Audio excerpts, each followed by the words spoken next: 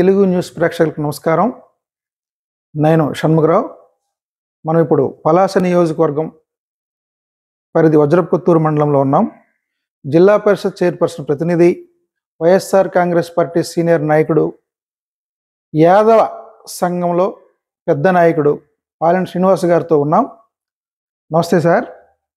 నమస్తే. 2024 సార్వత్రిక ఎన్నికల్లో మీరు క్రియాశీల పాత్ర పోషిస్తున్నారు. పలాస నియోజకవర్గానికి సంబంధించి రాష్ట్ర మంత్రి, పలాస శాసనసభ్యుడు డాక్టర్ సీదిరి అప్పలరాజు గారికి మీరు తలలో నాలుకలా ఉంటూ ఎలక్షన్ వ్యవహారాలన్నీ చక్కబెడుతున్నారు. ఒకవైపు అభివృద్ధి సంక్షేమం పేరుతో గవర్నమెంట్ ముందుకు వస్తుంటే అప్పలరాజు గారు ప్రత్యేక చొరవ తీసుకొని ఉద్దాన ప్రాంతంలో నిబిడీకృతమై ఉండిపోయిన, ఆ దశాబ్దాలుగా ఉండిపోయిన కిడ్నీ మహమ్మారిని కూకటవేలతో పెకిలించాలన్న గొప్ప సంకల్పంతో ఆయన ఒక ఆసుపత్రి, శుద్ధజలం తెచ్చారు. దాన్ని పబ్లిక్ కూడా పాజిటివ్గానే స్వీకరించారు. మీరు ఎలక్షన్ క్యాంపెయిన్కి వెళ్తున్నప్పుడు రెస్పాన్స్ ఎలా ఉంది? ప్రభుత్వంపై, డాక్టర్ అప్పలరాజు గారిపై ఎలా ఉంది? మీరేమనుకుంటున్నారు? మా ప్రేక్షకుల ద్వారా ఒకసారి మీరు తెలియజేయాలి. నమస్కారం అండి. ముఖ్యంగా ఈరోజు పలాస నియోజకవర్గంలో గత 75 సంవత్సరాలు స్వాతంత్ర వచ్చిన అనంతరం ఒక మంచి సామాజిక సమీకరణాల్లో ఒక మత్స్యకార తీర ప్రాంతంలో పుట్టిన వ్యక్తి, ఒక డాక్టర్గా ఆయనకున్న అనుభవాన్ని, ప్రజలకు ఏంటి అవసరమనేది ఆయన దగ్గరుండి చూసిన వ్యక్తి. ఈరోజు ఆరోగ్యం అనేది ప్రతి మానవుడికి అవసరం కాబట్టి రాజకీయ నాయకులు ఎంతోమంది వచ్చారు.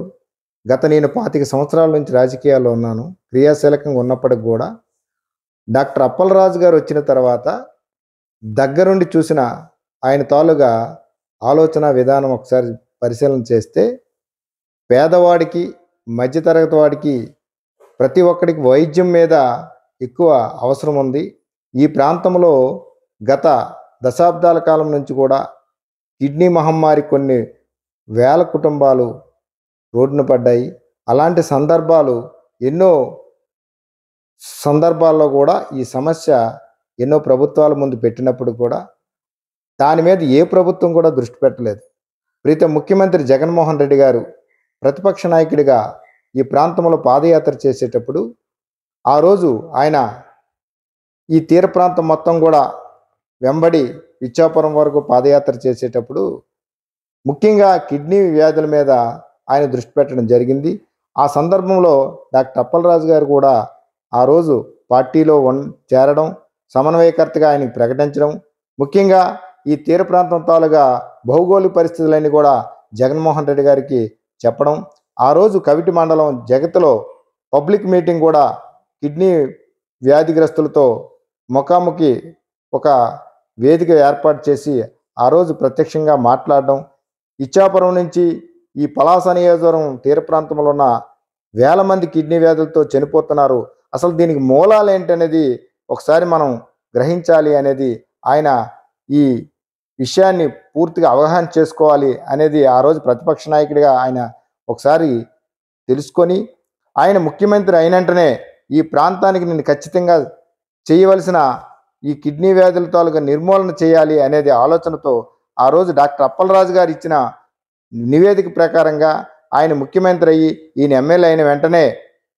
మొట్టమొదటిసారిగా పలాస నియోజకవర్గం రావడం జరిగింది. ఈ ఆంధ్రప్రదేశ్లో పలాస నియోజకవర్గంలోనే ఆయన బహిరంగ సభ పెట్టడము, ఆ బహిరంగ సభలోనే ఈ ప్రాంతానికి నేను kidney research centre, super speciality hospital మంజూరు చేస్తున్నానని ప్రకటించడం కూడా జరిగింది. దాంతోపాటు శుద్ధ జలాలు అక్కడ హిరమండలం గొట్టా బ్యారేజ్ నుంచి సుమారు ఒక 150 కిలోమీటర్ల పరిధిలో ఉన్న ఈ ప్రాంతానికి మంచినీరు పథకం కూడా తీసుకురావడం జరిగింది. శరవేగంగా ఈరోజు ఎన్నికలలో ఏ ప్రభుత్వం కూడా వాగ్దానాలు అనేవి ఎన్నికల ముందు ఇస్తాయి, ఎన్నికల అనంతరం దాన్ని ఒక తొంగలో తొక్కడం అనేది చాలా ప్రభుత్వాలకు చూసాం, చాలా నాయకులను చూసాం.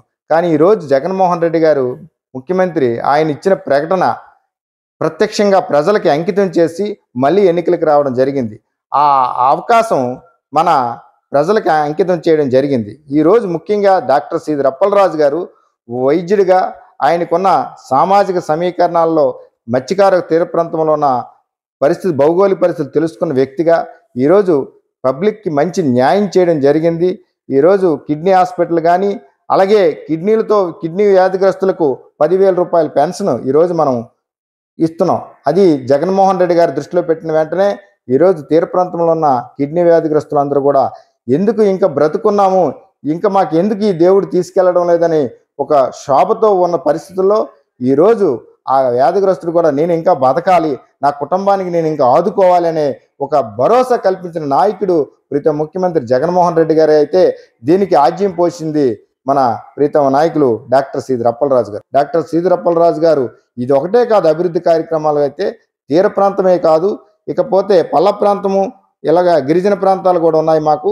దాని తీర ప్రాంతంతో పాటు ఈక్వల్గా ఈరోజు రోడ్లు అయితేనేమి, మంచినీటి పథకాలు అయితేనేమి, అలాగే ప్రభుత్వం ఇచ్చిన రైతు భరోసా కేంద్రాలు అయితేమి, అలాగే సచివాలయాలు అయితేనేమి, అలాగే వైద్యం పట్ల దృష్టి పెట్టి ఈరోజు వెల్నెస్ సెంటర్లు కానీ పెద్ద ఎత్తున ఈరోజు అభివృద్ధి చేయడం జరిగింది. వేల కోట్ల రూపాయలు ఈరోజు ప్రజలకు సంక్షేమ రూపంలో కూడా మనం ఇస్తున్నాం.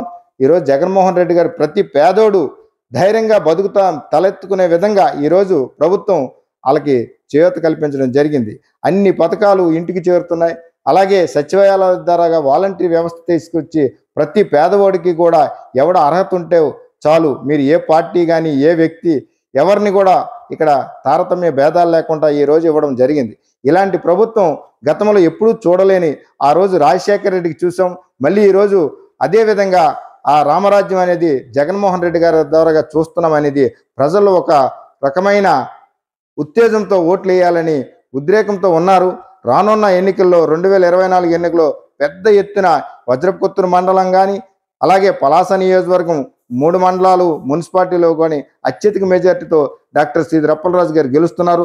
సుమారు 20,000 మెజార్టీతో గెలుస్తారని నేను నా తాల వ్యక్తిగతంగా నేను తెలియజేస్తున్నాను. కాబట్టి అంతేకాదు ఈ ప్రాంతం పట్ల పూర్తిగా విశ్వాసంతో పనిచేయాలని, మరొక 2, 3, 4, 5 తరాల వరకు జనాల్లో గుండెల్లో నిలవాలని జగన్మోహన్ రెడ్డి గారు అయితే ఏ సంకల్పంతో ఉన్నారో అదే సంకల్పంతో డాక్టర్ సీదిరి అప్పలరాజు కూడా నా తీర ప్రాంతాన్ని నేను పెద్ద ఎత్తున అభివృద్ధి చేయాలి, నా ప్రజలకు నేను సేవ చేయాలనే ఆలోచనతో వచ్చినాడు ఆయన. అదే అంకిత భావంతో పనిచేస్తున్నాడు. కాబట్టి ఖచ్చితంగా మంచి తీర్పు వస్తుందని, జగన్మోహన్ రెడ్డి గారు కూడా మళ్ళీ ముఖ్యమంత్రి అవుతారని నేను విశ్వసిస్తున్నాను.